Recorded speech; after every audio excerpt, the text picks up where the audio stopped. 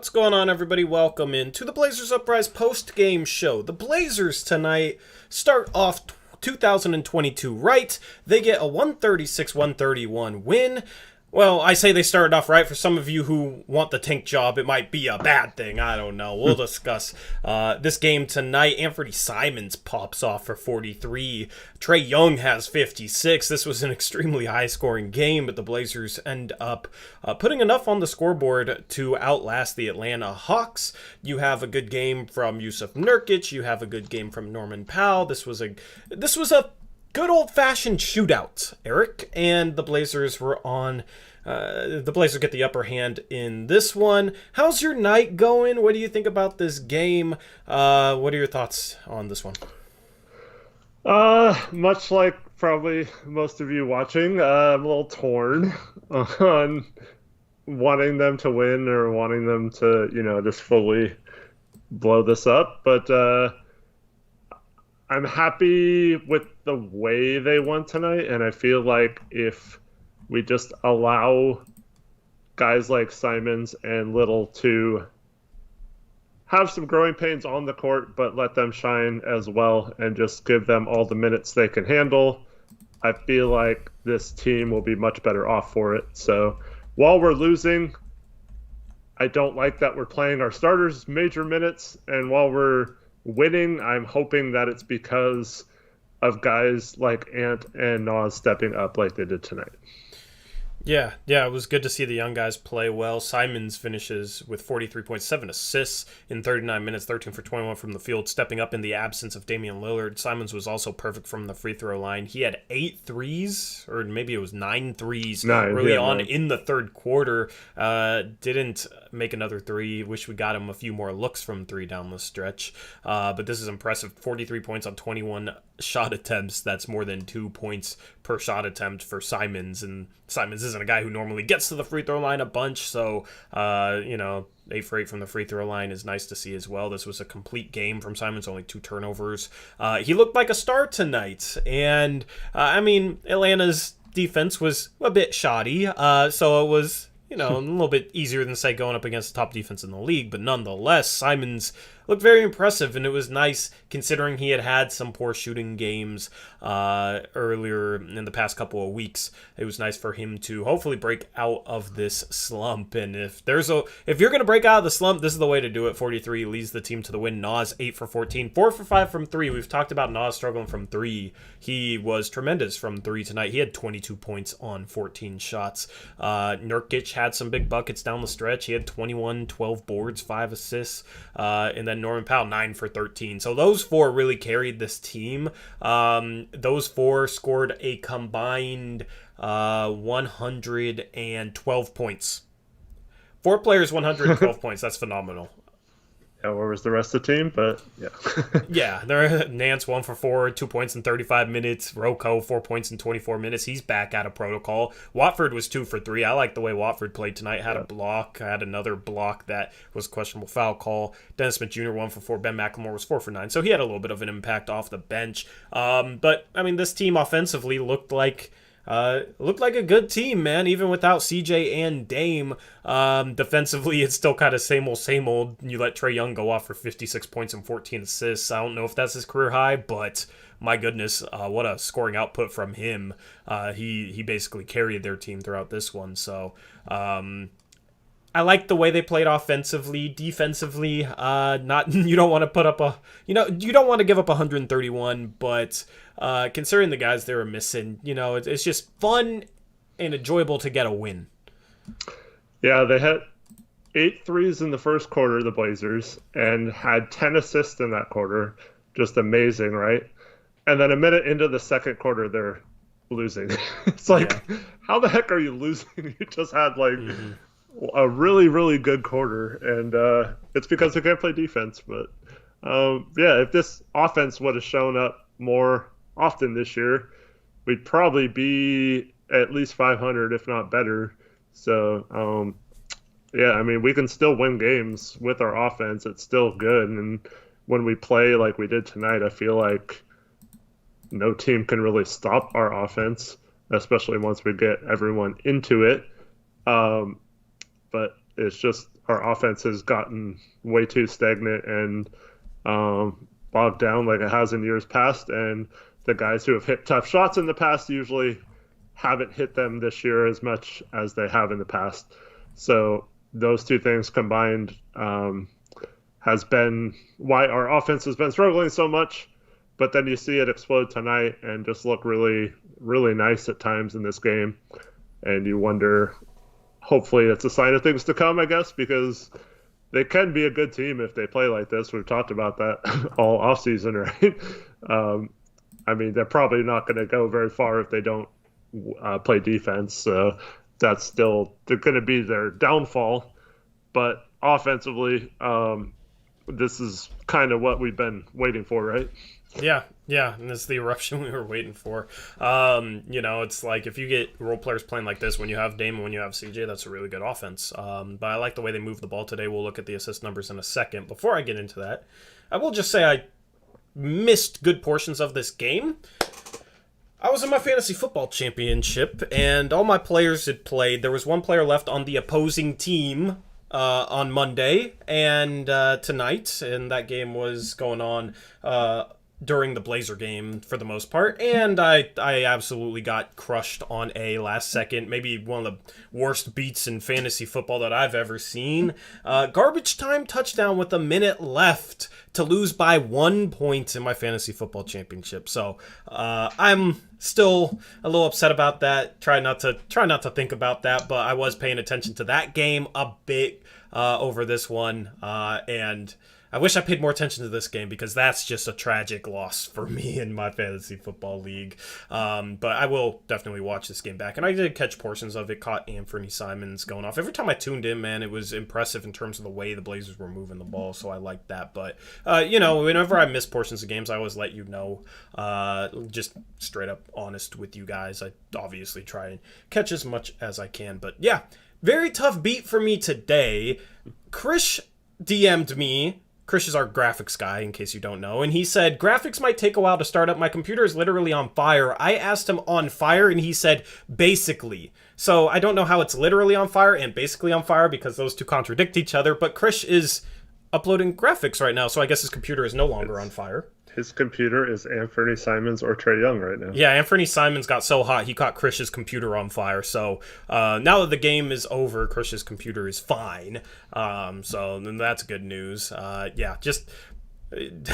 don't know, man. We got a new segment later on in the show as well that we've teased about an hour in. Stay tuned for that.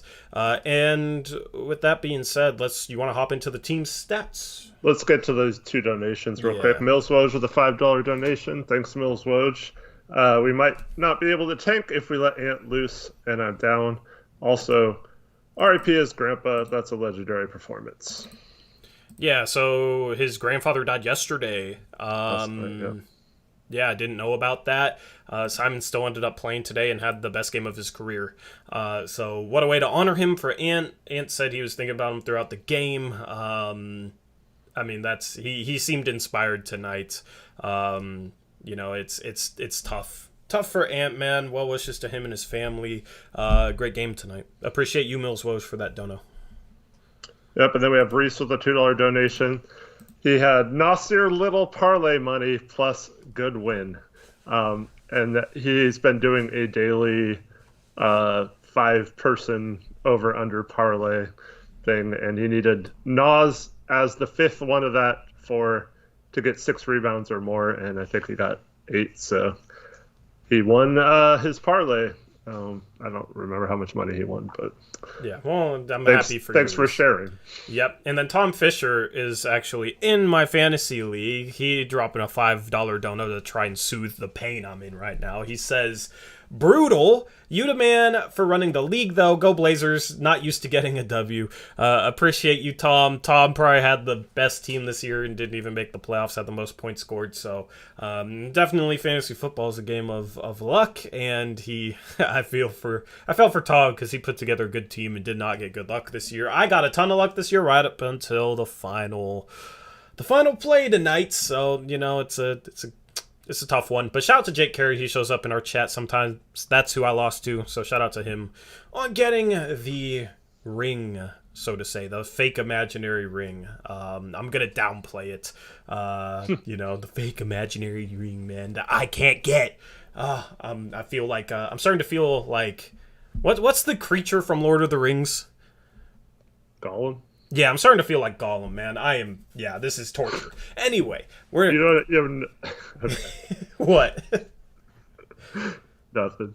What? I don't watch movies usually, so I had to bring out a movie reference because it's very rare I can bring up a movie reference, but I legitimately could not remember the name.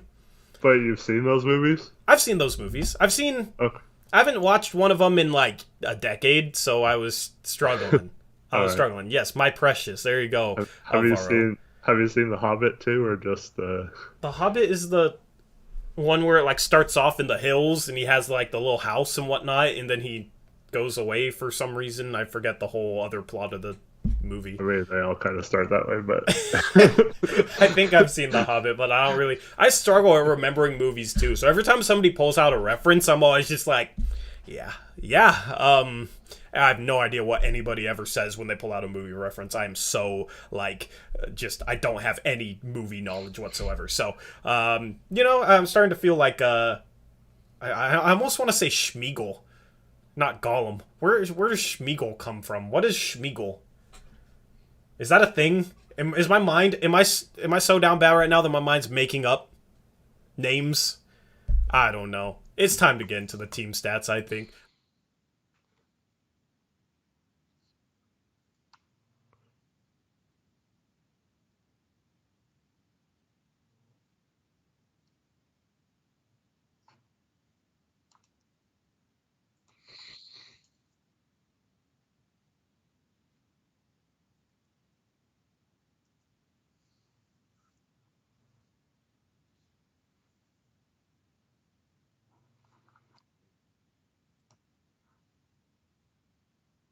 you're muted, Tori. I hate that slide. I need to, that slide always. There you guys go. That's like going to be a common theme, I guess, until I remember to figure out what in the world is wrong with that slide. But yeah, that slide mutes me for whatever reason. Here's the team stats. Shout out Arrow Man. And Bessim said classic muted slide. Yeah. I keep forgetting that I'm muted on that freaking slide. Anyway, this is pretty or ugly depending on how you look at it, Eric. 50% from the field for both teams. Portland's 44% from three. Atlanta's 34% from three. That's a big difference maker. And then we got to the line a little bit more. Both teams shot great. The percentages are very efficient. Mm-hmm. Look at Atlanta's 2-point percentage, 34 for 47. 34 for, that's insane. Oh my goodness. That's like what, 75%? That's like 70, at least 70%. So very efficient game from two for them, even though we had Nurkic back. This just wild percentage wise. CJ the GOAT says he liked the silence, so I'm maybe put him in a 5-minute ban so he can go sit by himself in silence. That's mean. Anyway, 12 offensive rebounds for us, 9 for Atlanta. That's impressive to get 12 offensive boards considering how many shots we made. If we shot 40%, that'd be kind of normal, but to shoot 53%, but then get 12 offensive boards is impressive. The assist numbers, Eric, you gotta love the assist numbers for us. We almost got 30. Yeah, nice. Yeah, so steals 10-6, blocks 3-2 in our favor. Forced 3 more turnovers for them. We had a clean game from a turnover department, so it's just like a perfect offensive game. 11 fast break points, so a lot of our damage was done in the half court. Still getting outscored points in the paint, 62-48. That's part of that 34 for 47 from 2 for Atlanta. We have struggled in the points in the paint department in previous games. Even getting Nurkic back did not help that. Fouls, they had a few more. Our biggest lead was 13. Their biggest lead was 5. That is the team stats. Anyway, anything else? I'm going to try to remind you after the game. Yeah, remind me after the game. After the stream. Yeah. Does anything on this, do you want to touch upon anything on this?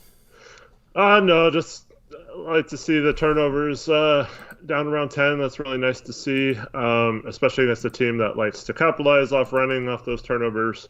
And also, it's kind of deceiving, but I wanted this team to run more, and they ran for a stretch in the first half, and it looked really, really good. And I was hoping that we'd see more of it. But Nas in the open floor, man, is exciting. And I think Ant could be that way as well.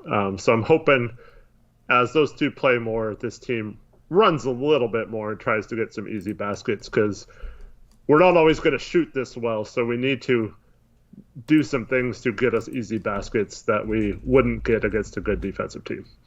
Yep, absolutely agree with that. And also, once we get Jaden Ivey, we'll definitely run. He loves to run.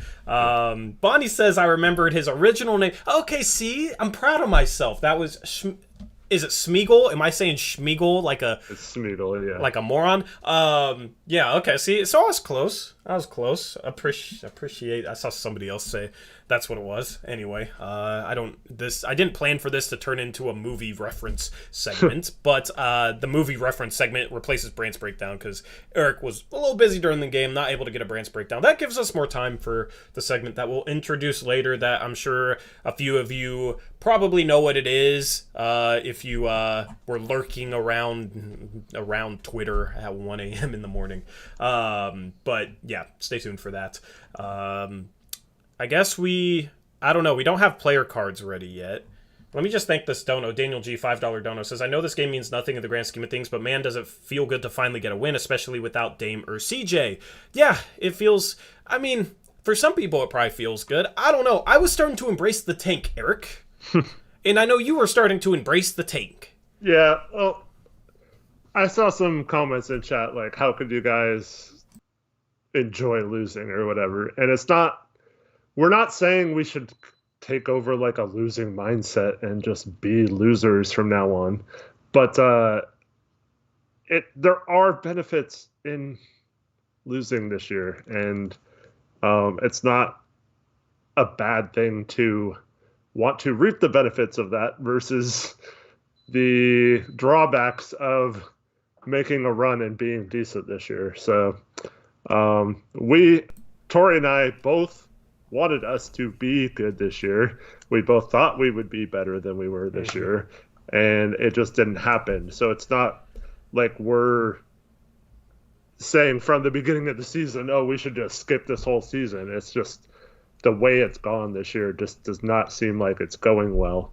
Yeah. And go ahead. It does feel good. I mean, it's enjoyable. It's still early enough where it's like I'm not really focusing on tank, I don't want the team to lose or anything like that. It's just to the point where it's like there's benefits in losing, there's benefits in winning. I don't know, like I'm going into each game just trying to enjoy the game and not care too much about the outcome.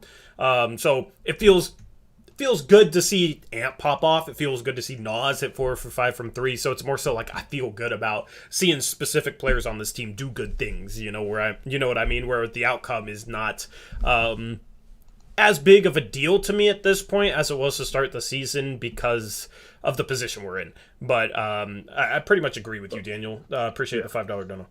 And yeah, for the record, I mean, like you said, it's not like we're mad we won this game or anything. Like, yes, it would. If I don't want to get in a situation like 2 months from now where we won just enough to not get a good draft pick, and we won so few that we we didn't capitalize on winning those games, and we didn't like have that lead to something else. So I don't want that to happen, but I also am not going to like root against them right now or like be mad we lost. Yeah, exactly. I'm curious to see how people in chat feel, because I feel like there's fans that are kind of divided at this point with what exactly they want to happen with the rest of the season. But I mean, I said this on Rip City Radio when I hopped on a few days ago. I'm just in the boat where I'm not necessarily completely pro tank. I'm not pro like, I want to deal CJ for an upgrade, but it's not a situation where I'm like, oh, we have to win this year no matter what. We have to make the play-in. We have to do all that. I'm just kind of in between where I'm like, let's just wait and see what happens. And I don't really have a big preference, There's going to be good things either way, so it's just kind of a situation where I can actually relax and watch basketball games. Although I wasn't relaxed tonight, but that was for different reasons. Yeah.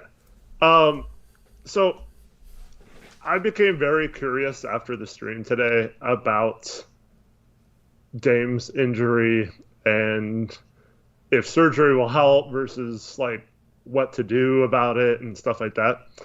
So I actually did a lot more research than I probably should have because I kind of wanted to do a article centered around like what tanking would look like and stuff like that. So kind of have that in the tank, but like pun intended. But like so I watched this YouTube video from someone who said that getting the cortisone shot, which Dame got, is like the worst thing you can do for it long term because while it masks the pain short term, you're basically making a weakened tendon more weak than it was. So once that wears off, it's going to be weaker than it is or it was prior to getting that. And I didn't like to hear that. And and now that we're seeing he got the cortisone shot, he sat out the 10 days and he's had to sit out tonight for the shot. I'm really struggling with the idea of him not getting the surgery sometime soon. And so hopefully that's all just like worst case scenario, I guess. And maybe his situation isn't severe enough to where it'll matter. But it's I didn't like hearing that at all. And that made me want to make sure he gets taken care of first. Yeah, so we got Dono about it feels good, and then you hit us with Yeah. I mean, we won without him tonight, so here's maybe the thing. That's the silver lining is we can play the guys like Ant could possibly shine this season. But he's going to get an absolute bag if we sit Dame for the rest of the season and he Right. plays even remotely close to this. He might be like a $20+ million a year player. That's not out of the realm of possibility. I mean, look what Gary Trent Jr. got. Well, here's the good thing. His cap hold is like half of that. It's only 11 million. So we can theoretically do kind of what we did with some of our free agents in 2016, which is also kind of scary, but better person in charge, hopefully. But like, so we can use that cap hold and then wait to re-sign him until the end of the moratorium or whatever, and just arrange our transactions to where we sign him last. And so we could still pay him the bag, even if he does earn the bag, and go over the cap to re-sign him, while also having potentially cap space if we pulled off moves like you suggested earlier on Blazers Uprise Live. Yeah. Yeah, so it's just a tricky situation with Dame, man. I want to, like, this season, yeah, I mean, I don't want to get into this too early, but given where we are right now this season, I'm okay with, I'm okay with getting him the surgery. It'll be better long term, and, just seeing how the rest of the season plays out. I don't know. It just feels, we talked a lot about, like, different routes and whatnot, and at this point, it's like, I have no idea what they're going to do with Dame. Even if I have a preference as to how they can handle it, I am going to trust Dame and the doctors and the team to hopefully handle it in the best way. So at this point, I don't know. With that, it's like I can't worry too much about that. It's a situation where I'm just gonna see how everything plays out, and that's basically just my approach to everything. I know this isn't Dame's philosophy or whatever. Like he would never think of it in these terms, but if someone was to be concerned about the playoff streak and making the All-Star game and stuff like that, getting the surgery and having that excuse of, well, I was injured that year and only played, 30 games or how many ever he ends up playing before the surgery. And then, so that can excuse why we didn't make the playoffs, whereas if he tries to toughen it out all year, doesn't make the All-Star game, which is a possibility, and then we don't make the playoffs and the streak ends. Like I said, I don't think Dame would think in those terms, but it might be better for his legacy too to have that excuse this year. Yeah. The problem is Randy makes a good point in chat, and we've made this, or you've made this point before. There isn't necessarily some magical surgery for Dame's injury. There isn't necessarily a surgery that will definitely fix it. So, at that, Yeah, well, that was what my research initially was trying to find, and yeah, I read like mixed results about the surgery and stuff, but then I went back to when Dame sat out the 10 days, because when I searched for like surgery for that thing, it brought up a lot of tweets from people from when he decided to sit for 10 days, and a lot of them were saying the Blazers and Dame are not considering the surgery at this time or whatever. And so that made me think that maybe that was something that has been brought up. They just weren't willing to do it yet. So as we get further into the season, if we're not, playing better, then I think maybe that might be something they consider, even if it's not 100% successful all the time. Yeah, because it's not successful handling it this way, man. And it's something that will continue to linger. So definitely have to consider all options. The worst case scenario would be is if he doesn't get the surgery and just manages it, but then it gets so bad, like in the playoffs or something, when we have a good team and we have a chance to contend in a year or two.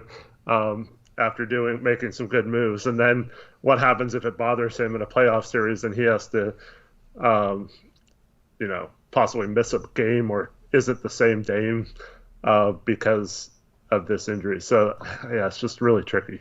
Yeah, tough situation. Shout out to BC $5 dono. He says, "Rest easy, Grandpa Simons." #Rip City. Appreciate you, BC. And then shout out to Carlton Pagano Jackson. $20 dono. He says, "Great win, but with Dame, he should get the surgery. I talked to my wife about it, and she works in the chiropractic field, and explained Dame's injury and how he should just get it done as soon as possible because it will get worse." Yeah, like even if it doesn't necessarily fix it, but makes it so that it's a situation where it doesn't get worse in the future, then that's still probably worth it, because if he continues to play and get cortisone shots, it's just going to make it real, real bad. And you don't want it to get to a point where we might have a better team in the future and we sacrifice, we basically sacrifice the potential to win a series because Dame's abdomen is bothering him so much because we played him in a season where we're sitting here at 14-22. But, at the same time, it's just a situation where I will just pray that the Blazers doctors and Dame know what's best for him. And let me just correct something Alvaro said. He said botched it with Hood in his ACL, which is probably true. He was complaining of ACL pain or not ACL. That was his Achilles, not ACL. Yeah. But so he was complaining that it was sore, and we played him, and he tears it. But then he says misdiagnosed Collins twice. So what happened with Collins was the Blazers had it set up to get surgery with their, preferred team doctor, and Zach chose the first two surgeries to get done by a doctor of his choosing outside of the team. And that doctor apparently botched one of them and then tried to redo it, and it didn't hold or something. I don't know. But like that, the first two surgeries were one that the Blazers were furious that he refused to go with the team doctors for, and that Zach chose to do that on his own. Mm-hmm. And that kind of started the fracturing of the relationship there, and what ultimately led to them letting him go this summer. But yeah, that was not the Blazers medical staff that misdiagnosed that. Yep, good point. The Rodney Hood injury was one of the great rants of Blazers Uprise history early on in our infancy of the channel. Mm-hmm. That they did not handle that right at all, but that's really the only situation you can point to. You can maybe point to other like little things here or there, but at this point I'm just fingers crossed they know what's best for him and they choose the best route, and I'll just wait and see what that is, and if they choose poorly, then I'll criticize it when it happens, in the future, just depending on how the season plays out. But right now I'm just gonna wait and see what happens with Dame, what happens with the team, what happens with the season. And I think one of two things has to happen. Either our record gets so bad that we're basically eliminated without being eliminated, if that makes sense. So like we're so far back that it would take a like 20-5 run to finish the season to uh, get to the playoffs or the play-in game even. So if that's the case, then maybe Dame thinks about it differently. And then also, if his situation gets to the point where he's missing a ton of games, that might also influence it. But as of now, other than that 10-game stretch, it's only been like a game here or there. So hopefully it's a situation where he can play through it and it'll be fine if he decides to go that route. I know he's going to try. I don't think he's going to give up at this point of the season. So we know he's going to do everything he can to get out on the floor. I just wish the team and the coaching staff in particular would manage his minutes a little better to where we're not putting so much burden on him. And we see a game like tonight where maybe Simons can take a little bit of that load from him. Yeah. So we have not done. We've not done the new segment yet. No, we have not. Cool pranks. We do have player cards ready if you're ready to go there. Mm-hmm. First off, I mean, you all know who we're going to start with. Anthony Simons tonight, phenomenal in his 39 minutes of action. Kind of did as good of a job as he could matching Trae Young, who was insane as well. The thing is well, let me pull up Trae Young's stats. Let me just pull up the box score in general, because I'm curious what Trae Young shot. Trae Young's obviously kind of the established star for Simons to come in. He didn't get a ton of shots for how hot he was. He only shot 21 times. Yeah, well, Trae Young had 56 on 26 shots. Yeah, 17 for 26 from the field. The thing is he knows how to get to the line. He shot 15 freaking free throws. So, Simons, hopefully he gets to that point where he can get 15 free throws in a game like this and drop 50. But, I mean, you're just seeing the potential with him. He's 4 for 5 inside the arc as well. Gets to the line 8 times. So it was an efficient night from every aspect. Anything else you wanted to touch on him? Obviously, we started off the stream talking about him. 4 for 5 from 2. Like to see that. And he was shooting the 3 with confidence tonight. You also like to see that despite his struggles lately. And I just liked his overall mindset and approach to this game. And I also liked the 7 assists, especially the one late where Atlanta thought for sure he was going to take the shot and Nurk slipped a side pick and roll and got an and one out of it, and off a nice pass from Simons. Good play call there, and good finish, and good pass. Yep. There was a play that I really liked where he drove into the middle of the paint. Defense kind of collapsed a little bit. He kicked out to Nasir Little, and then he relocated back above the top of the arc. That's the thing is I feel like Simons in his prime might be a guy who's better at just playing within the flow of an offense and being a high-level scorer, maybe better than Dame is. Just being a guy who will make the pass out and then sprint and relocate. Simons just seems like he's in phenomenal shape. It doesn't seem like he really... I don't know, like there are times he definitely gets tired, but he seems like he might have the stamina to kind of run around the court off the ball and be able to make really good plays out of it long term. So that was a play that I really, really liked as well. Anything else you want to say about the Ant-Man, who was an absolute god tonight? Yeah, just great game from him, and hopefully this is... We saw his last time he had a monster game, his 37-point game in his rookie season, and then I don't think he really played other than garbage time in the playoffs, so we'll see how he follows up a good game this time. Yep, agreed. Next up, we got Norman 4x4 Powell. He had 26.6 boards, 4 assists, 4 steals, only 2 turnovers, was extremely efficient tonight, much better than he has been as of late. What did you think about Norm tonight, Eric? I really liked his shot selection in this game. Thought he had a good mix of trying to get others involved and taking shots when they're available to him and taking shots when he needed to at the end of shot clocks. But just a really solid game from Norm, especially the first half. Yeah, Yeah, this is kind of the norm that we know more, not the 4 of 15 guy. I think that was the last game, right? That he was 4 for 15. He's struggled as a number 2 guy, but tonight was completely fine. It's a little bit easier for him having Nurkic set him some screens and just having a little bit more out there offensively with Dame and CJ out to be able to, okay, Simons was Dame tonight, all right? So Norm was still the number 2, even though hypothetically he would be the number 1 in this lineup. But it just helps having a Nurkic out there, even having a Rocco out there, having McLemore back. It's just less attention defenses can pay towards him. Mm-hmm. So, good game from Norm tonight. I'm sure Chris loved making that graphic. Shout out to Nasir Little. He and Ant had I think 1 or 2 kick-out passes to him for threes. It's cool to see that connection. Both Florida guys around the same age knew each other before they both made it to the league. Now they're making plays off of each other. 9 boards. He had a few offensive rebounds. Let me see the exact total on that. Little had 4 offensive boards. So, Little Nas has a birthday hat on or something, too. Yeah, I don't know. Is it Nas's birthday? Am I missing something? He got a party hat. Chris will have to let us know what the party hat is for. But yeah. Happy New Year. I don't know. Happy New Year. Chris just says I gave him a party hat today with a smiley face. So okay. Nice little addition there, Chris. But I mean, on the boards, man, he's a guy that can be a really good rebounder for his position at the 3, especially offensively. And he had a key offensive rebound late in this game as well. So it's nice to see him make threes, be able to. He was 4 for 9 inside the arc. It's not necessarily as good as you want it, but when you're shooting 4 for 5, it's completely good. It's nice to see him have a good scoring night like tonight, while also making the energy plays that we expect from him.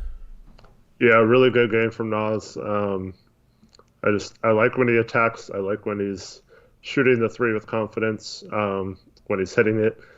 And I just thought he was good. He's also developing those tap out rebounds that are really key too. And as long as he uses his athleticism, he can get his hand, even though you might not be able to get the rebound. If you're able to tip it out to a teammate, that's just as good.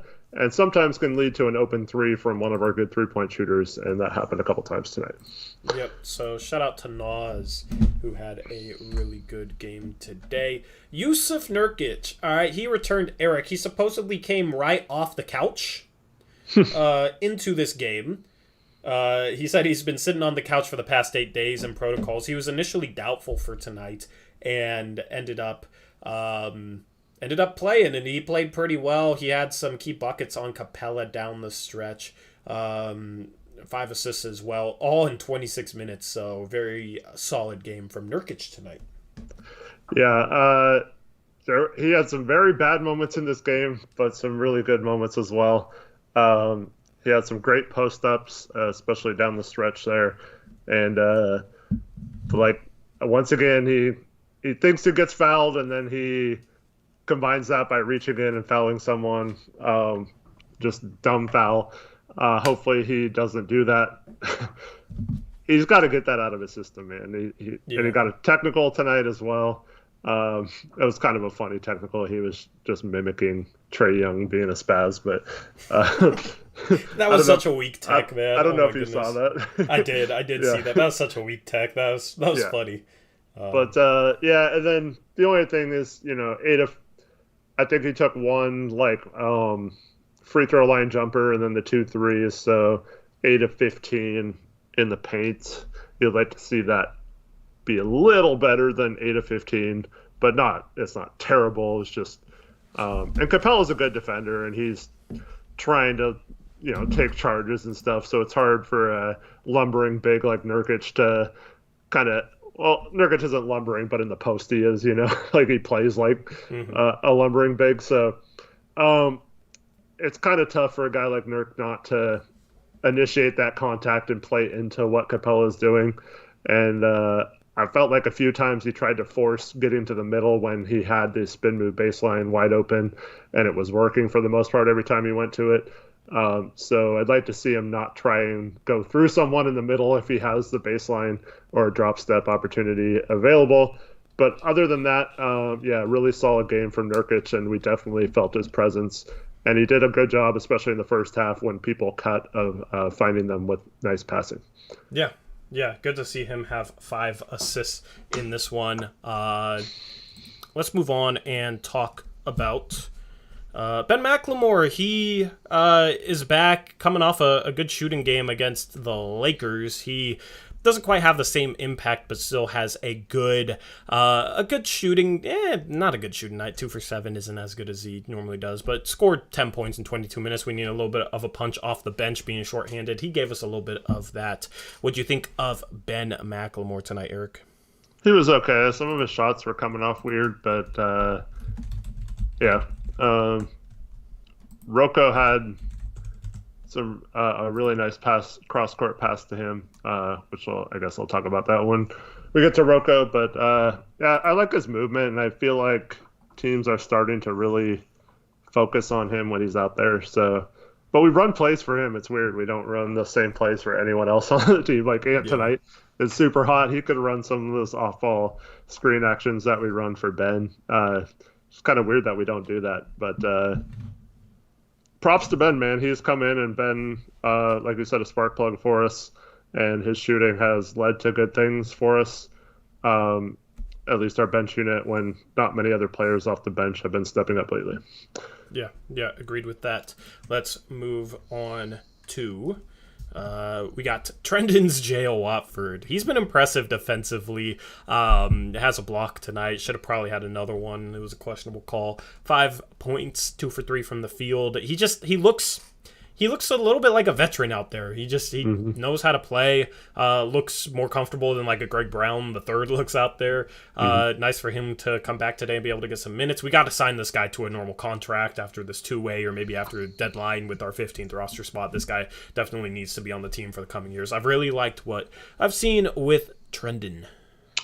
Yeah, he does have that old man game to him.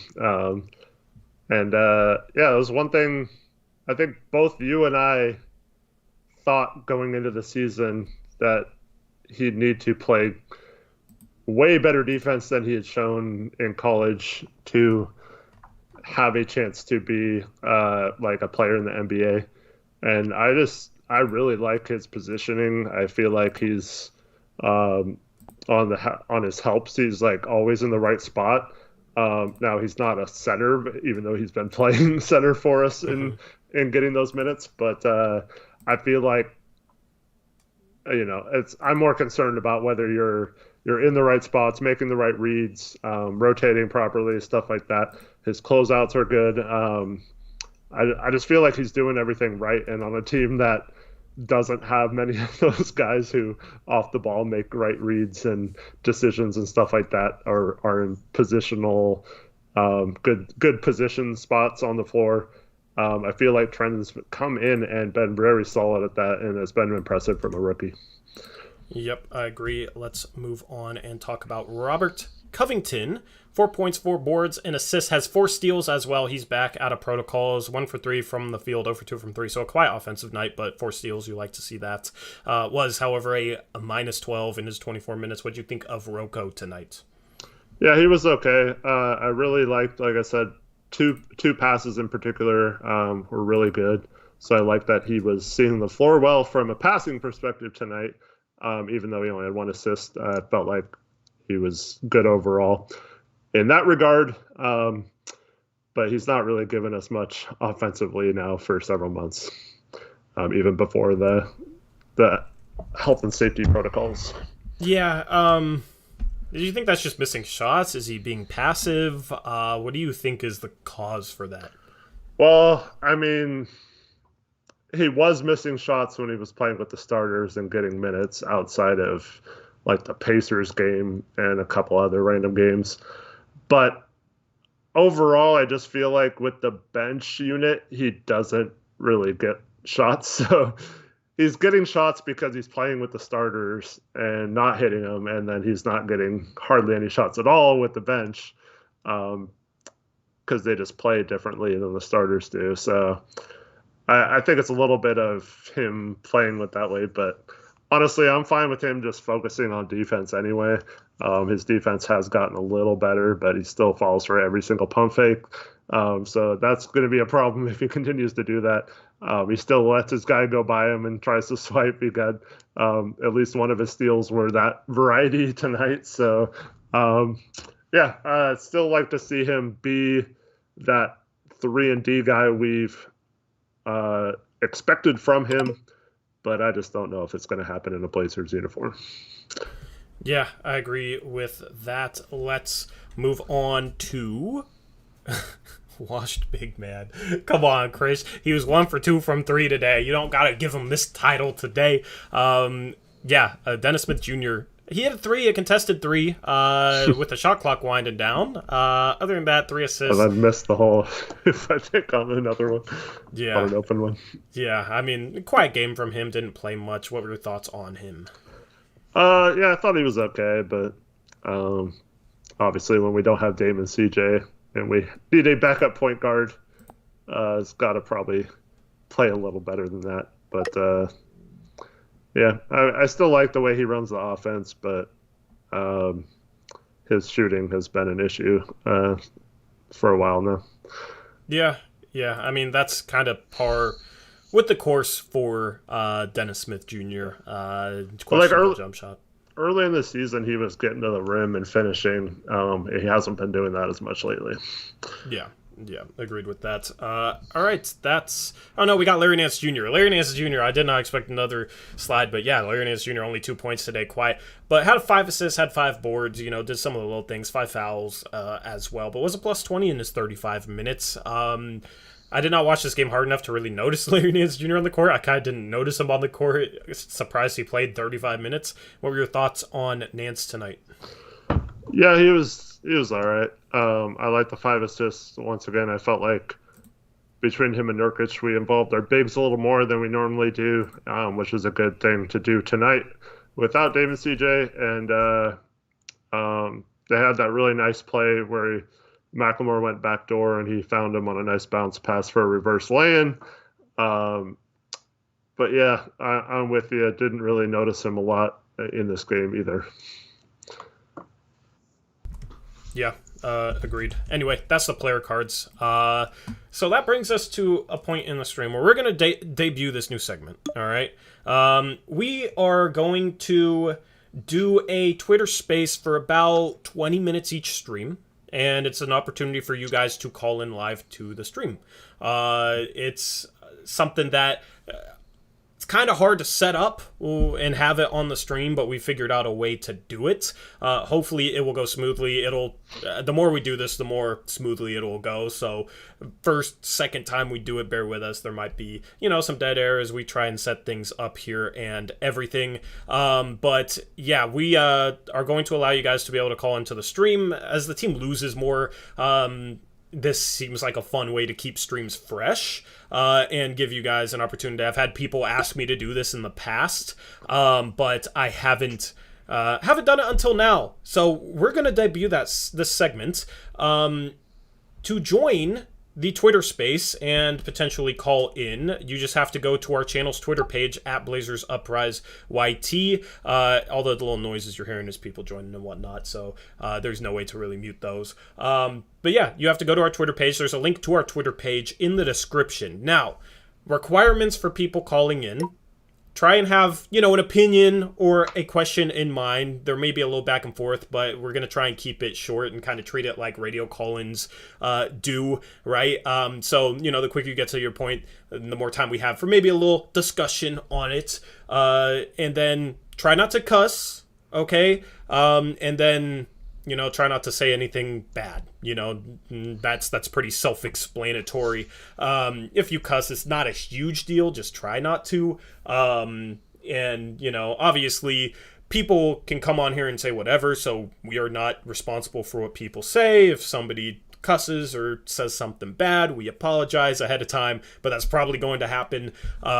So just a warning for any of you that actually, cares about that type of stuff. But yeah, I figured this was a great way to connect with the community a little bit more and make each post-game stream interesting. Eric, what do you got? I just want to say we're not going to try and ignore people, but obviously this can't go on for hours. So it's going to be trying to get as many people as we can in just a short amount of time. So if we don't choose you, please don't feel like slighted or anything. We don't have a lot of time to do this. So we're hoping as we do this more and more, everyone will have a chance to eventually talk at some point.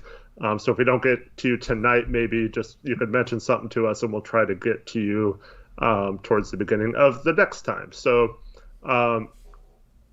just like Tori said, there's gonna be some bumps in the road, and we're not trying to slight anyone or choose not to let anyone talk. So just be respectful of that as we try to interact with you guys a little more and give you guys a voice on the show. Yep, and let me thank the dono that we have. The Under Armour Gamer $2 dono says, I love Nurkic's Twitter. Nurkic's Twitter is a great follow. I agree. Here's the link to the Twitter space. I put it in the live chat. Also, if you want to talk in it, you have to be on mobile, unless you find a workaround, which we did. Basically, we had to download a Android emulator on the PC so that we could get the mobile app, because you're only able to talk through the mobile app. So that's how it's going to go. Once you're in there, just request to talk. We're going to take one person at a time. This will probably not be the smoothest right off the bat. Just going to say that now, but we'll get better at it. Also, let me just say, the quicker you get to your point or your question or your comment or opinion, the more fluid it'll be and the more we have a chance to talk to more people. So try not to draw it out to some big, long thing where we don't need to hear a lot of backstory. Just try to go as quick as you can into your opinion or question. Yep, agreed with that. You posted the link to the stream. Well, I did post the... Oh, I posted the link to the stream in the stream. No, that's not the actual link. That's the YouTube stream. This is the actual link. There you go. But yeah, you have to be on mobile in order to talk. I am not Zach. I don't know. There's Zach's gonna help us run it, by the way, our mod. Let me know when you need me to mute on Skype. Yeah. Let me. My mobile's glitching out. I basically. Yeah, I don't know if that's because Zach's on the account, but I think I can see people who request to speak in here. All right, so yeah, just go ahead and mute. We got to mute Eric in Skype. He got to mute me, and then I have to unmute. Oh, that's not good. I don't want it to echo through my phone. So like I said, we have to make sure various things are good. Can you hear me with this setup? Yes, I can hear you, Eric. My thing's echoing. Give me a second. Bonnie asked, is Trevin going to call in? That's a no.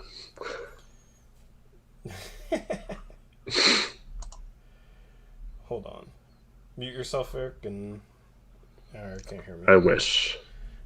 Yeah. So, Eric, just mute yourself in the space for a second. I gotta get my... Because I have to make the space on my phone, it can echo through my phone, so I have to try and get my phone hooked up to some earbuds so you guys don't hear an echo. There's a lot that goes into this, so bear with us. It should... Let me test this. No, it's still not working. I don't know why. I'm just going to leave on my phone. Yeah, now let me test it. Testing. Oh, it's still not doing it. Okay, hold on. Yeah, okay. Honestly, I'm just going to put my phone in the other room. That's what I'm going to do, so it doesn't echo through the phone. And I don't know why my phone's not connecting to my earbuds. That was definitely a part of this, so there isn't a weird echo, and it's just not right now, so that's extremely strange. Let me just chuck this phone in the other room, and I'll be back. I'm going to unmute myself while you do that so someone can talk.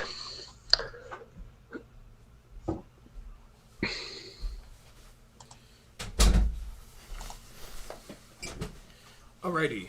So let me unmute on here. All right, and I'll mute you on Skype, Eric. Your mic's doing that thing that it was doing last night. All right, let me fix that real quick. Audio. That's weird. It's set as my normal mic. Are you able to understand me through the Twitter space? I can understand you. It's just very loud and echoey. I don't know why that is, because it's set to my normal mic, so I don't understand. Yeah. Let me leave the space and come back.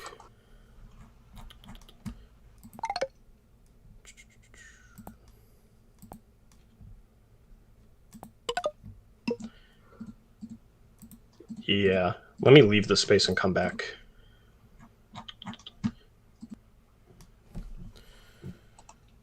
I don't know if you guys can hear that or no. Zach needs to send me the co-host invite, and then hopefully it'll be good. This Mantori is funny. Use the I might have to use the abnormal mic. On YouTube, it doesn't sound bad. I mean, yeah, but that's the thing, is I'm feeding my mic through YouTube, so I don't know if it would also feed through the space. This is something that we couldn't test last night.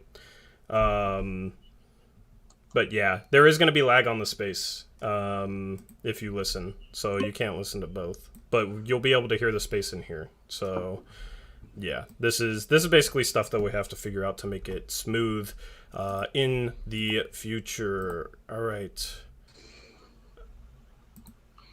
How does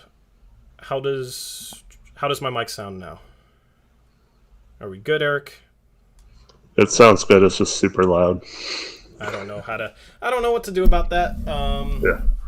So anyway, Should we let someone talk? Yeah. All right. Who wants to be the first? We have Quincy. Quincy has our first up on the Blazers Uprise post-game show. We're currently live on YouTube. Just try and keep it respectful and clean. No cursing. Anyway, actually, let's start with Mills Woj, because he's a channel member and a donor. Let's start with Mills Woj, and then we'll go to Quincy. Anyway, all right. Mills Woj, you're now should be live. What's going on, man? You gotta mute yourself there. Oh, I had it on my computer. So, okay, never mind. So, if the tank doesn't go well and we end up getting like a 5th through 10th, whatever pick, how do you sort of mend that situation to still be able to get back to contention next year? Eric, I'll let you answer that. Well, in my opinion, having the 5th through 10th pick is still better than having no pick if we make the playoffs and lose in the first round and that pick goes to Chicago. And also, 5th through 10 is still better than, just missing the playoffs and having, 11 through 14. So, in my opinion, the higher we are, the better trade asset it is. If we get into that top 3 or 4, we could maybe justify keeping said pick to get our star that way. But, this team just needs to do a different approach, in my opinion. And I think getting a top 10 draft pick, if we identify and make the right pick, could help us regardless of where that is. But obviously, that would be very disappointing if we have Dame get the surgery, we tank the rest of the season, and the lottery odds do not fall in our favor, and we end up 9th or something. That would be very disappointing. But it still would be a tradable asset to help us get, say, I don't know, Mills Woj, who's someone that you would want from another team that we could target this offseason? I'm big on Jaylen Brown. Mm-hmm. I think having a I think he's not on the level, honestly, as a shot creator and a pure scorer as CJ. That might be but he's bigger and he's a better defender. Yeah. And, I've watched him in Boston and I see a lot of what the fans see in him, sort of like the things that they don't like, but I would rather have him than Ben Simmons because he can score. And I'm just worried. I've seen it too many times in the playoffs with our offense. and how it just flares out. I still get flashbacks of the Warriors series and Pelicans series in my nightmares. Right. So, because in my mind, like, because right now, what do we have to offer them? CJ and, like, maybe we can change the protection of the Chicago pick and offer them some future picks or something, right? But even if we got the 9th pick and we call them up and let's just say, theoretically, for the sake of discussion, CJ's still on the team, and we offer CJ and the 9th pick for Jaylen Brown or something, then we become in the ballpark of offers that other teams might not be able to match. Whereas right now, you know, a team, I don't know, that has a lot of assets could, let's say OKC was interested in Jaylen Brown for some reason, because since he's still pretty young, like they could outbid us for any player we wanted to get. Same with the team, like, you know, if they like Ben Simmons, rumors are Celtics have been interested in Ben Simmons. So we might not be interested in Ben Simmons as much as a Jaylen Brown, but Boston might be more interested in Ben Simmons than CJ or whatever. So having that top 10 pick might put us back over the top from another offer from another team. Sure. I mean, yeah, I see what you're saying. It's just hard because I've just seen it gone so wrong for so many teams. Right. Yeah. And well, we can't get a free agent. So it's like it's but just rough. Yeah, that's why the cap space thing that both Tori and I have talked about is to have the ability to absorb a contract from another team without that typing is super loud. Holy moly. Is it? Oh, it was live on the space. My bad. Okay. I got to mute on the space too. Anyway, yeah, see, this is the type of stuff we got to figure out. Apologies for interrupting your guys' conversation, man. No worries. But yeah, so in my opinion, yeah, free agency is probably not good. But at the same time, we finally heard that Dame was recruiting this last summer, and he tried to get a Jeremy Grant. He tried to get a Kelly Oubre to come here. Now, those aren't like top level guys necessarily, but you like that he was at least trying. But yeah. I think it would have made the difference if we could have offered Oubre $12 million like the Hornets did versus the $5.7 million we could offer as the tax bid level exception or whatever. So, I see it. My thing is like, I'm on board with you guys. I mean, it's hard for me because it's like, I've been watching this team and like the only time we really did this was like where we traded Gerald Wallace and like got Dame in that draft and like that went well. But it's like I've always been like my team's always in the playoffs and like I'm still like, you know, we could get back up to 500 by the deadline, swing it. So it's just like learning about this is like new, but I'm like, right. Let me be clear though. I don't want to speak for Tori, but I don't want to be like full rebuild and trade everybody, including Dame, and be in the lottery for 10 years and stuff like that. This is like a one-time. No, yeah, absolutely. There is risk. There's, like you mentioned beginning, you could get screwed with the lottery. You might make the wrong pick regardless of where you finish. I mean, we've had the first pick before and it's turned out to be a bad pick. So there's so many things that could go wrong, but I just think we failed to put that second piece that can help Dame get a championship around him via trades or free agency. Why not just take this 1 year, which we obviously, or not, maybe it's not 100% obvious, but it's pretty obvious that we're not going to contend for a title this year. So why not pull a San Antonio Spurs did with Duncan and just go? And that's what I keep thinking about too. Is that? Yeah. But you know, they got Tim Duncan. Yeah. So, it's kind of. That's also, like I said, you have to pick the right guy. Yeah. You have to hit a home run. Or trade for the right asset. Right, exactly. Yeah. So it's not perfect, but I still think it's better asset-wise to get what we want or need. There's a greater chance of doing it through that route versus just being kind of competitive this year.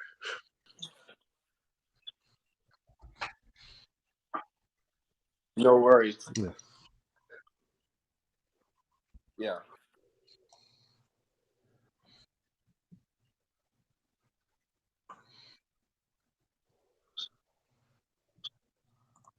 That's awesome. I would love to do this every stream. So thank you guys. You're still muted, I guess. I'm still muted on the stream. I was muted on the stream. My apologies, YouTube. I wasn't muted in the space, but yeah.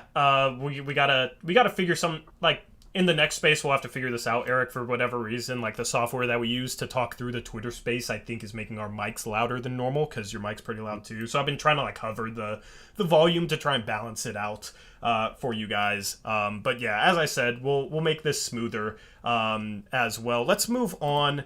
And Quincy, you're now up. Feel free to unmute and say whatever you want to say, man.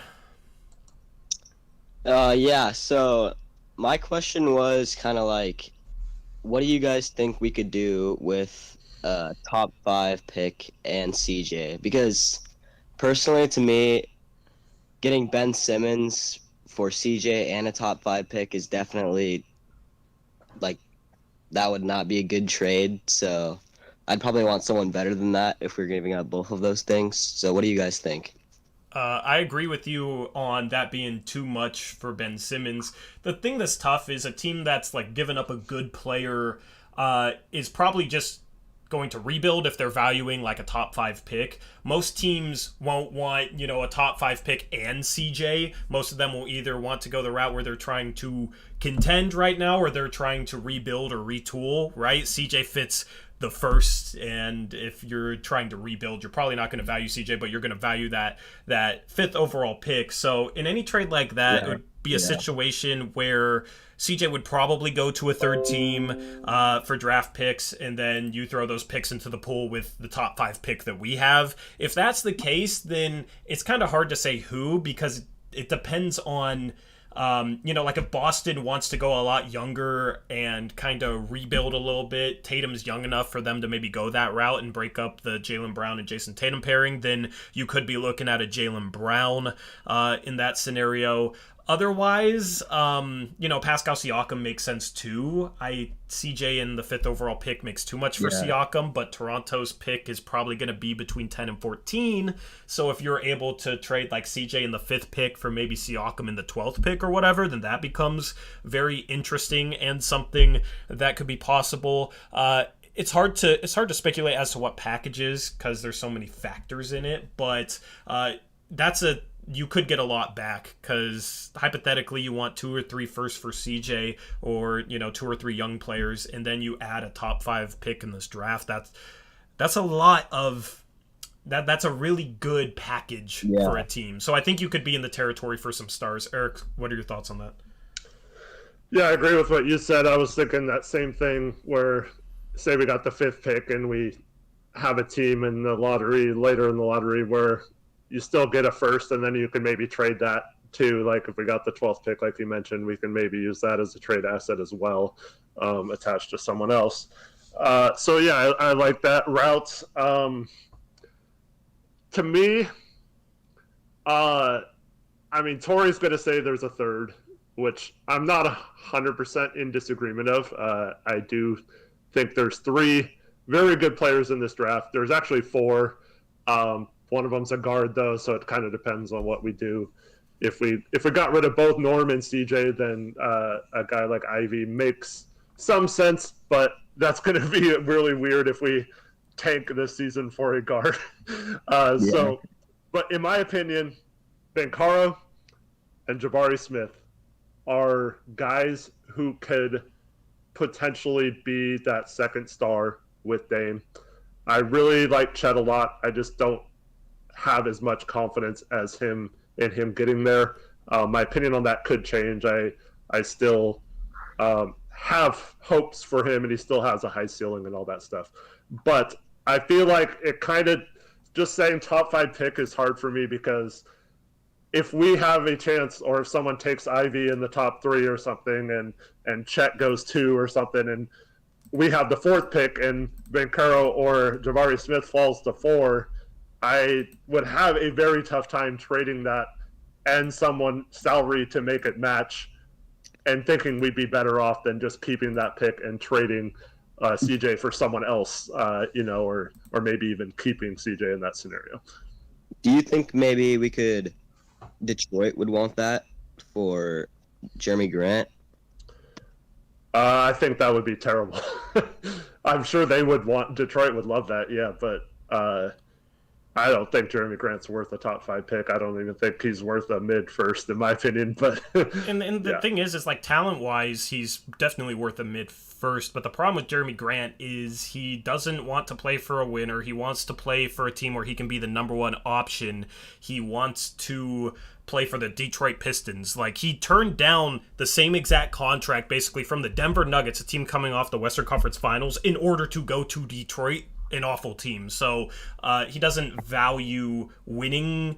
He values being the number one guy on a team, and apparently wouldn't be interested in playing in Portland. So for that reason, I wouldn't really consider him as an option, even if the package was good. And a top 5 pick is not worth it, because honestly, I think Banchero and I think Jabari Smith, the 2 top power forward prospects in this draft class, could easily be just as good as Jeremy Grant on day one. And they're a lot younger, they're a lot cheaper. So I'd rather just keep the pick in that scenario if we're talking about somebody like him.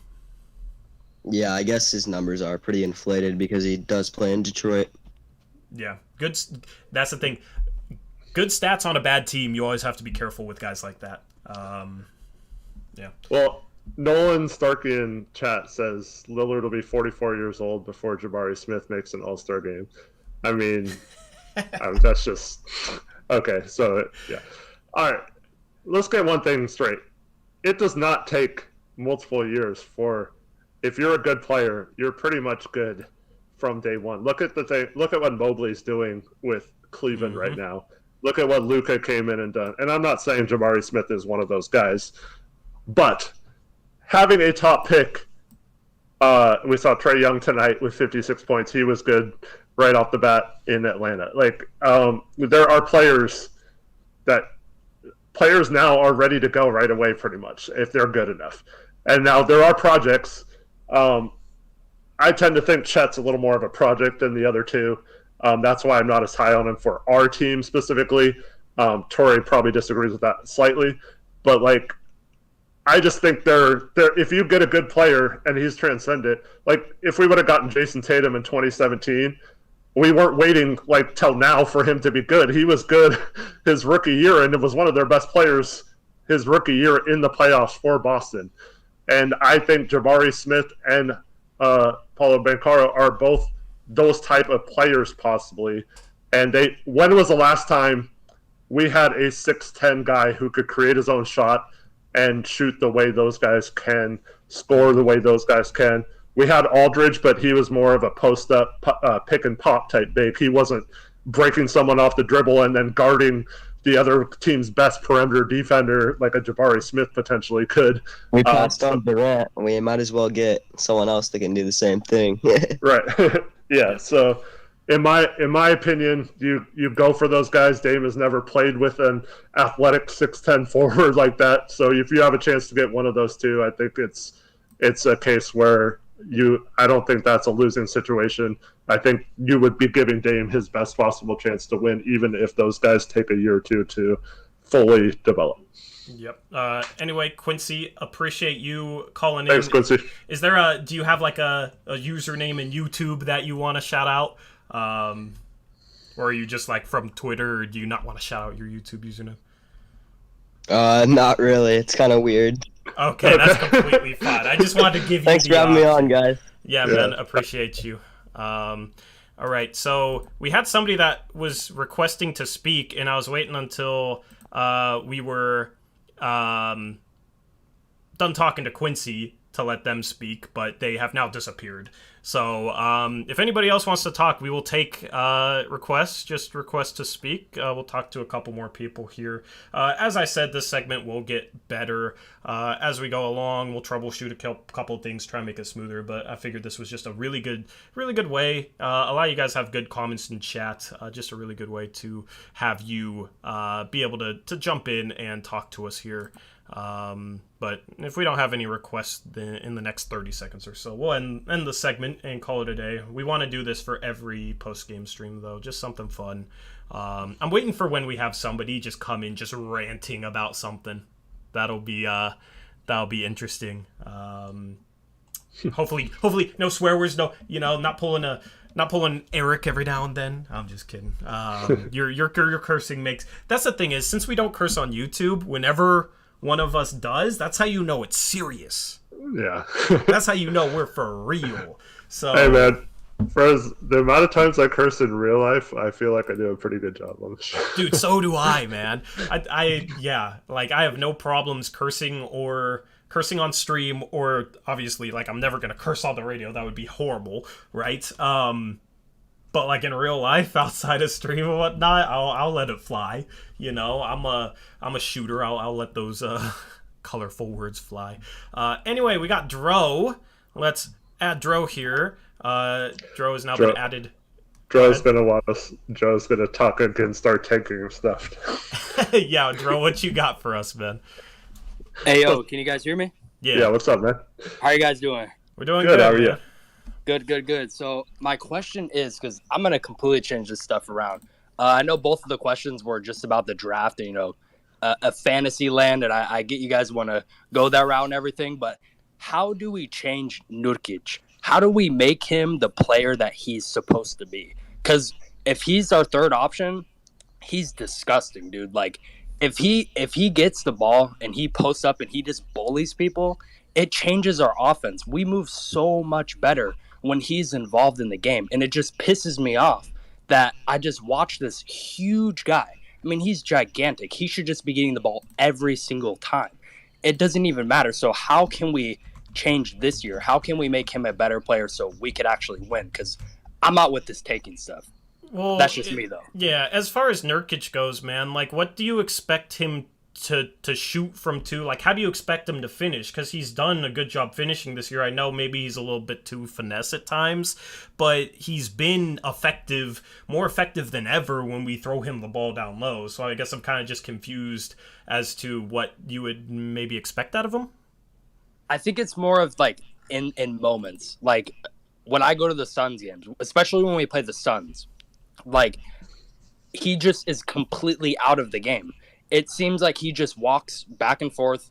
Oh, I'm going to set a screen. I'm just going to go back on defense. Like, he's not that kind of a player. I've been watching him even when he was playing in Croatia. He is the type of just back down and finish. Like, it's not like he can't do that. He makes great passes. He has a mid-range. We've seen that before. I just don't know why Chauncey says we're going to use him, but we don't use him. We never use him. Eric, I'll let you go. I mean, Dro, you've been listening to us for a while, so you know that Tori and I both feel like we should use him better than we do. Yeah. I'm like a traditional big man when I play, and I like to play inside-out basketball. And I think if Nurk had that opportunity and he had like plays designed where he could get the ball in the post and we have an option, maybe an up-ball screen or a cutter or something like that, and that wasn't there, then he could back down and try to score. But if it was there, I feel like he would pass the ball in that situation. He loves to pass. So I feel like we could do a much better job of using him in those situations.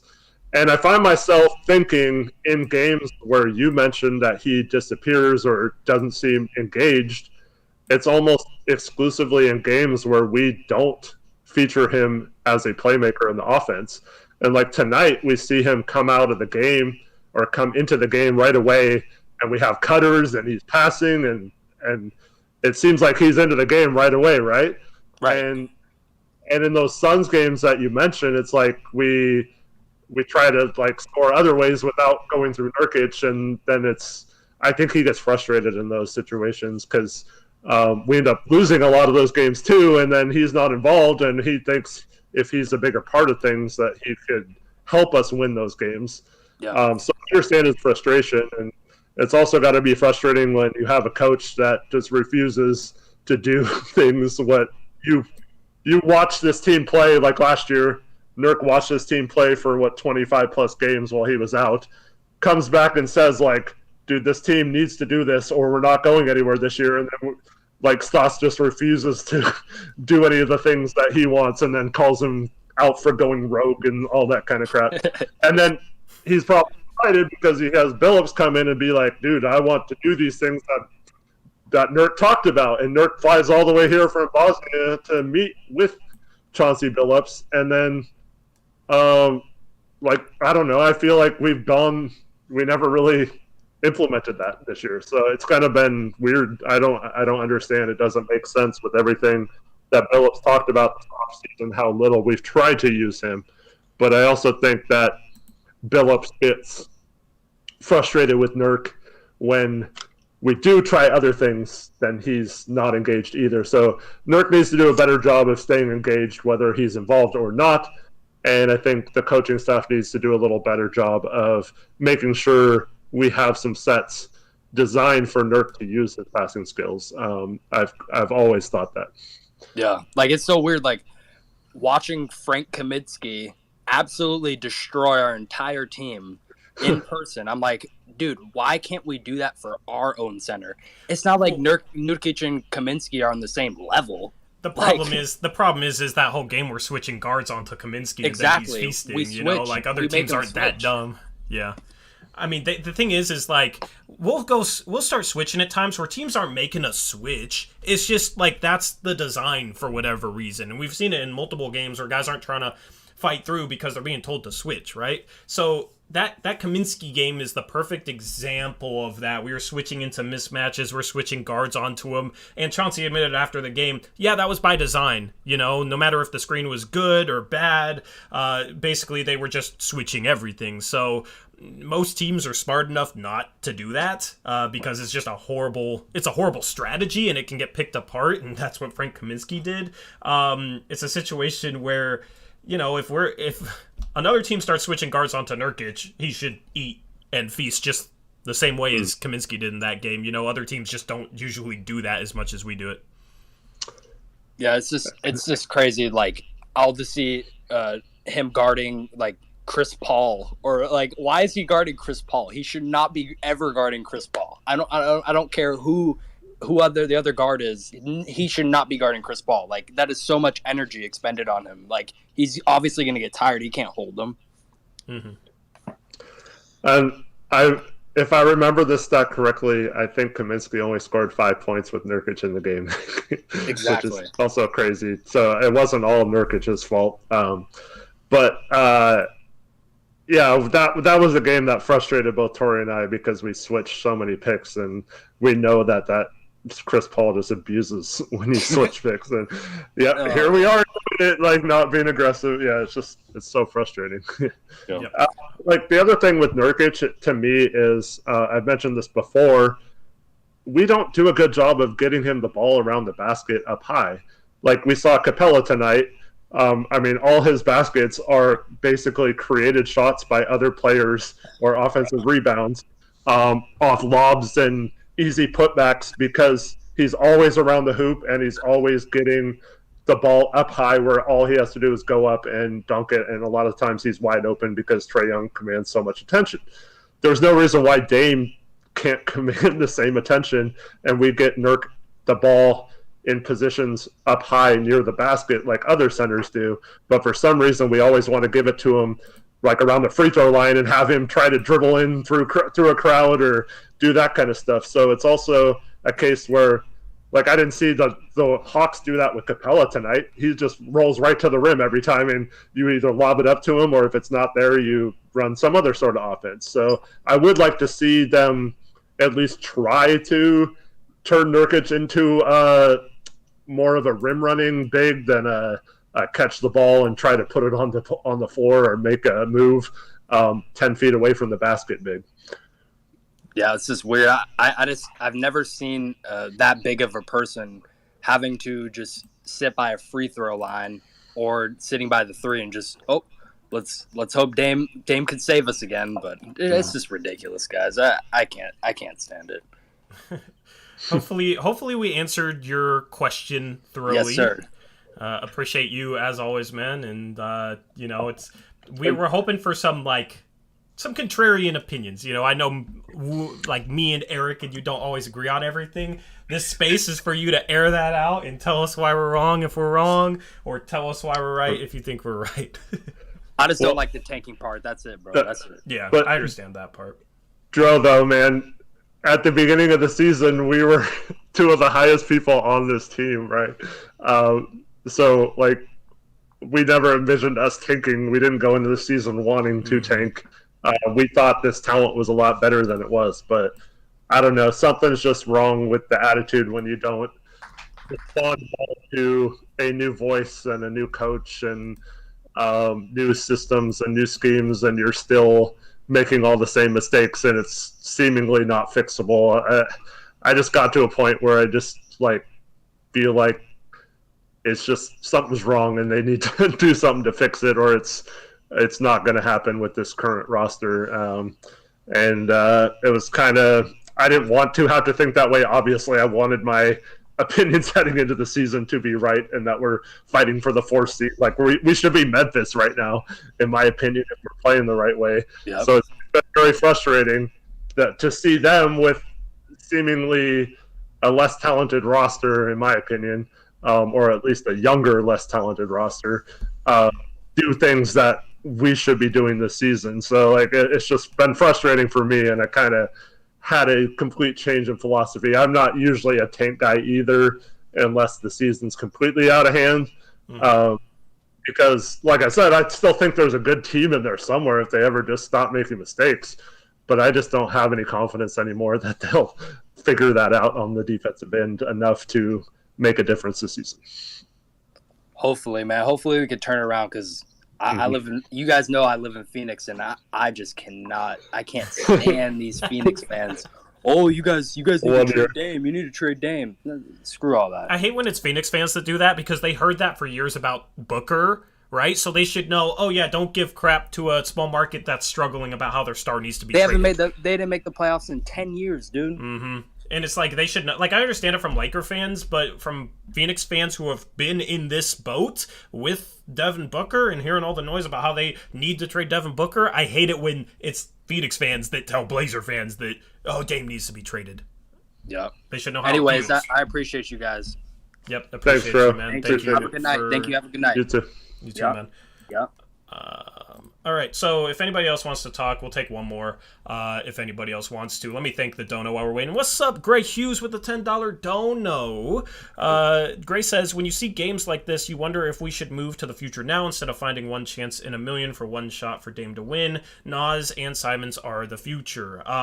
You know, me and Eric are like, we always want Dame on this team. You know, we want Dame to retire a Blazer, and we can go the young route and still have Dame and potentially be in a situation a couple years from now where we're actually able to contend because we have young players break out like an Anthony Simons or whoever we draft, and maybe we're able to get enough flexibility that we're able to make like a splash move and give Dame that second star. It's easy to fill role player spots. We just have to figure out a way to get Dame that second guy that's at a higher level than CJ. So, and then beyond that, have young guys that can break out like Simons and like Nas. That's kind of why I am okay with potentially going the route where we're losing games, where we're tanking. And also, I mean, we talked about a couple streams now where we trade, you know, CJ, Norm, Nurk, and, or maybe not Nurk, but, you know, CJ, Norm. We talked about Nance today. We talked about Rocco. Like, this is why we're okay with doing some of those things. I don't think it's necessarily a full-on tank, like, worst-case scenario. Like, I think it's kind of fun to watch Ant and Nas play, and I want them to get minutes, and I think that would help us out in the future if there's a path cleared for them to potentially break out to the point where they could help us next year and be, you know, better than some of the options we've had the previous years. And then also we get whatever assets we get from trading those guys. So I don't think we're really that worse off by going young, and it makes the season kind of fun as well. Yep, agree with that. Thank you, Gray, for the don't. I'm not muted at the moment. I'm not on YouTube. I am in the You're muted, sorry. Yeah, Eric, if I'm muted, I'm still talking to YouTube, but I was muted in the space. But Yeah, thank you, Gray. Appreciate you. We got Shervin as our last speaker, man. I was hoping Shervin would show up. Oh, Shervin, great. You're not excited for our guy Shervin here? I love Shervin, but what's up, Shervin? This is gonna turn into a 3-hour argument. No, we're gonna keep it. See, I'm this just is kidding. What's up, testing us. Shervin? What up? I'm gonna exude some positivity right now. Oh, really? Yeah. Let's go. What do you guys think? And what do you think his ceiling is? Like top end. You think I think he'd average like 20, like 22. I want your take on it. You think that's his ceiling is a 22 point per game score? What do you think his ceiling is? I mean, he's 22 right now. I think if how many minutes he plays a game? Like 20, 23 a game? Yeah. 25 a game? I think if he played like 33 minutes a game, he could average like 18, 19 already. So I feel like in his prime, I feel like he could average like 25, 24, 25. I mean, I don't disagree with that. Keep going. And like passing wise, like he has potential. I feel like he could average like 5 assists, 6 assists a game. So honestly, like I feel like he could be like a borderline all-star. Oh, I think his ceiling is maybe an all-star. Yeah, I mean he has like a 40-inch vert. He shoots 40% from 3. Yeah, the key for him. The key for him is just becoming creative enough off the dribble to be able to get whatever shot he wants. You know what I mean? Like, because he can hit mid-range, he can get to the rim. He's gotten a lot better with his ball handling and I think he's a lot shiftier now. But he's still not to the point where he can just easily control the game off the dribble, right? You look at just the way Trae Young played tonight. That's the goal for Simons long term, to just be able to, have a consistent enough floater like that and just kind of round out the rest of his offensive game to the point where he's able to just constantly be in control if he in a number of situations, right? If he's trapped, if he's ran off the 3-point line, because if he becomes the top 2 player on a team, right, he's going to be game planned for a lot heavier than he is now. So, but I think he has the talent ability, he has the athletic ability, his ball handling's improving as it should, he has the shooting ability, he has the quick trigger, he has the physical ability to be a star, he has the talent, the raw talent to be a star. It's just, refining it to the point where he's able to have that consistent star-like impact. But, I mean, I think ceiling is a guy getting 25 points per game efficiently with, 5 assists as well. I agree with you on that. Eric, what are your thoughts? Well, one is, I think if he ever learns that he can pack it when he's around the rim. He can dunk on people. He can dunk on people. Like Lamar mentioned this. I was thinking the same thing when it happened. He had this really nice drive, and he kind of shot, a 3-foot rainbow shot. I think it might have been, I don't know if it was over Capella or not, but he could have just gone up and ended someone right there. And I think as he watches film and begins to learn, I think that he'll realize that he can do that. And hopefully it's while he's still young enough to use his great athleticism to his advantage. But the encouraging thing for me is just seeing the improvement on his driving ability from last year to this year. And that shows me that he's a hard worker and that he's coachable and stuff like that. So while I thought Billups was going to come in and help our, veteran team get better, I feel like his biggest strength so far has been what he's been doing with Nas and Ant.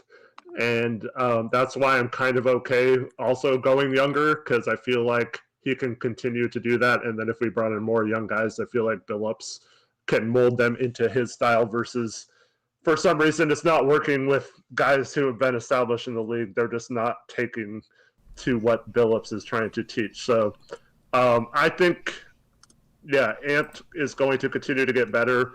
And as he becomes older, too, he's going to start getting – I mean, he's always been kind of a I don't mean this in a negative way, but he's been kind of like a babyish player where he's kind of soft and he's kind of he's so soft spoken.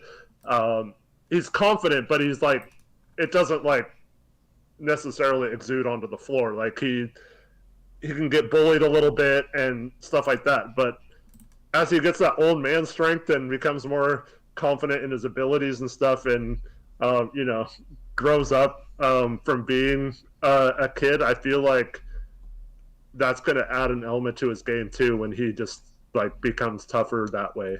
And I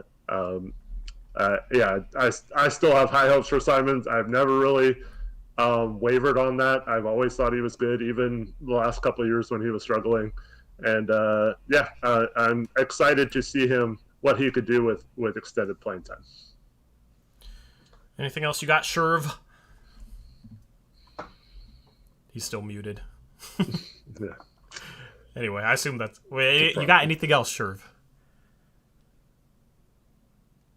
Nah, nothing. Nah. Just silence. That's what we're met with. Oh, I'm disappointed. Anyway, now that's a good question, man. Shervin. Especially on a night where Simons goes off. His ceiling. It's hard to define his ceiling. I'm curious as to what chat thinks Anthony's ceiling is. Let me know in chat what his ceiling is. That's going to wrap up the YouTube space. Thank you for joining in. I'll unmute myself on Skype for Eric.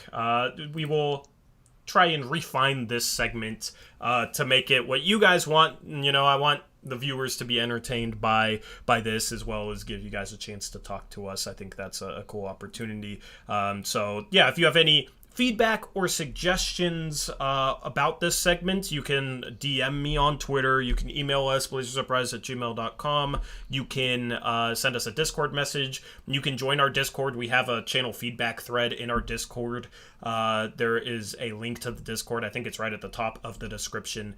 So if you have any feedback on this segment and ways we can refine it or make it better, definitely let us know, because we will be trying to do so in the coming weeks. Alrighty, so that was enjoyable. Time to clue back into here. We got a member message from Clearly a Bot, 4-month member. Appreciate Clearly a Bot as always. He says, Ant needs to become 6-man and Nas Defensive Player of the Year for a chance. I think Ant is already close to 6-man caliber. He's just not consistent enough. If he was if he was more consistent, I think he'd be a top 5 6-man of the year. So I already think he's there.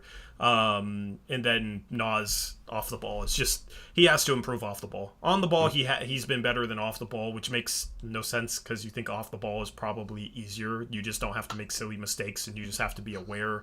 But when he can just get down in the stance in front of a guy and lock in, he's good. When he's off the ball and having to pay attention to different things, he gets lost. So, I don't think he has quite that potential to be like a defensive player of the year caliber player, but still has the potential to be a really good defender. Yeah, for sure. I agree with that. Yeah, so all right, I guess it's time for Aeromancer says, yeah, Discord calls could be an easier way to manage this. The idea is Twitter gives a bunch of people a chance to tune in, and more people. Part of the positive of it is more people might find the Twitter space and find our channel that otherwise wouldn't. So that is part of the deal with a Twitter space. And hypothetically, it should be a little bit easier to manage than a Discord. But maybe that's something that we look at, because we could do that through our Discord thread. But yeah, I think we're gonna do it Twitter space for now. And people always want us to do Twitter spaces during games. I normally don't watch the game at home. I like kind of just I go out and I have a spot that I like to watch games from a lot of times. So yeah, Twitter Spaces as a post-game show thing, I think, is going to be what we're going to try for now, but we're going to continue to experiment. We always try and push what we do here in terms of graphics, in terms of segments, in terms of content for you guys, to keep you guys entertained, to keep you guys enjoying the product. So this is just another one of those things, and we'll see how it goes. But it was good to talk to Dro, Quincy, Mills Woj, the legend as always, and Shervin. Why was I forgetting Shervin, man? How could I? Anyway, anything else you wanna add about that space? No, it's fun talking to you, everyone who participated, and don't be shy next time. If you have something to say and you want to be on Blazers Uprise, we'd love to hear from some more of you next time. Yeah, and we'll make it a little bit shorter. We just didn't have anybody request in to talk other than those four, so a little bit more time for back and forth. Anyway, let's head around the NBA. We had this is not the right slide. Where's the right slide? Here's the right slide. I don't know why it started there. That makes no sense.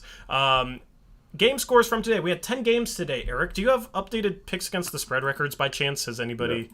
No. I mean, I have who won, but I don't have it all figured out who. Yeah. Anyway, we'll figure out the picks against the spread records by Blazers Uprise Live, of course, on Thursday. You didn't do good? I don't think anyone really did great tonight. I thought I did okay.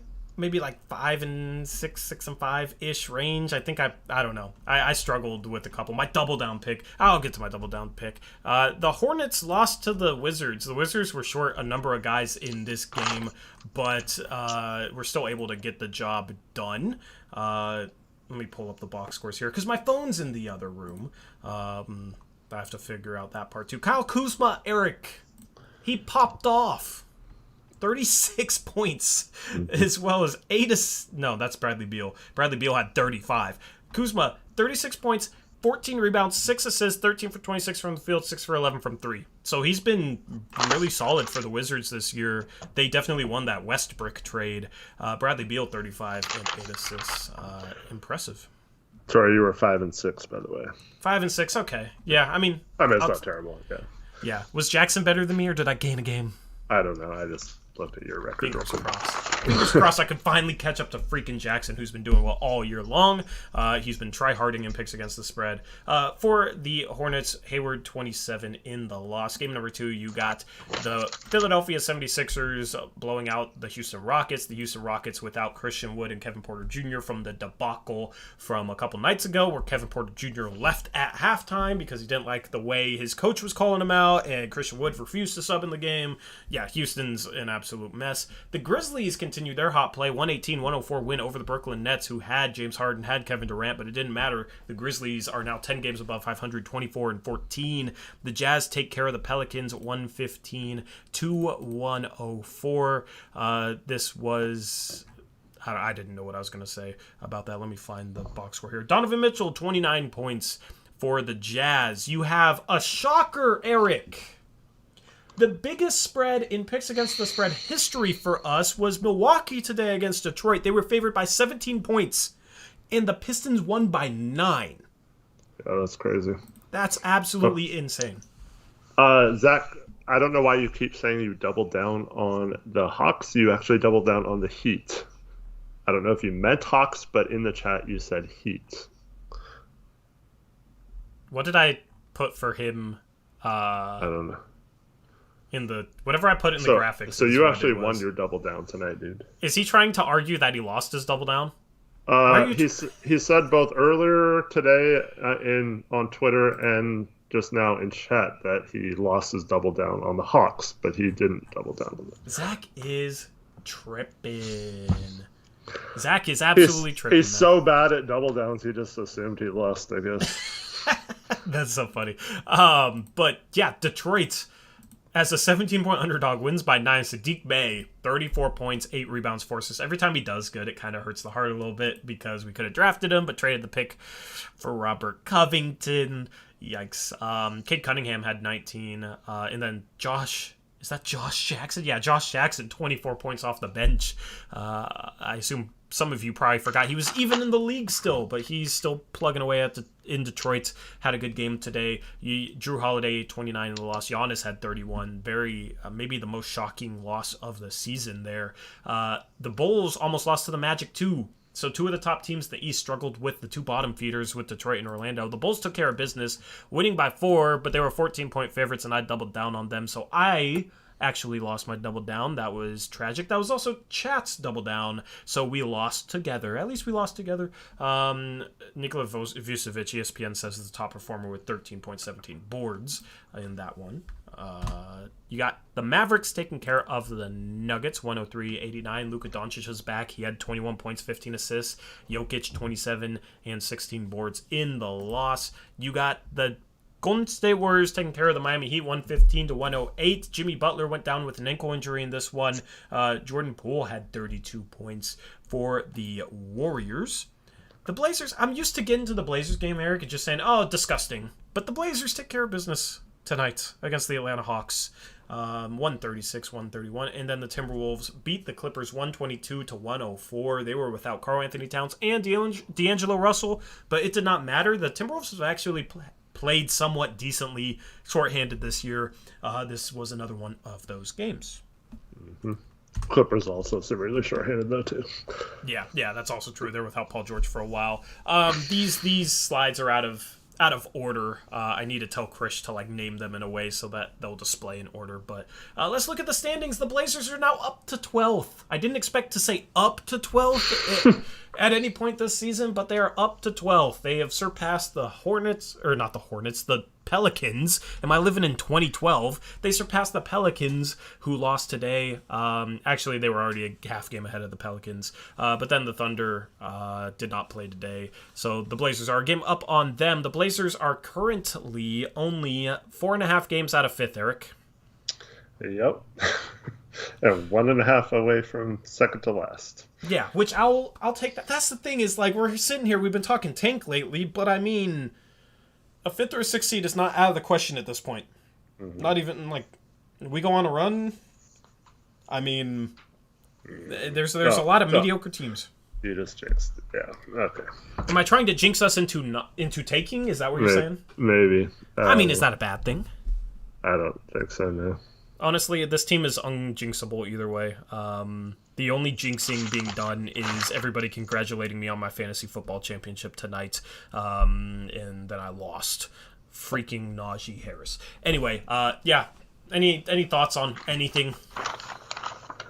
Nope. It's just there's still a bunch, and like I said, Memphis is kind of separated a little bit, but other than them, I mean, 5th through 14th are still not out of the realm of possibilities.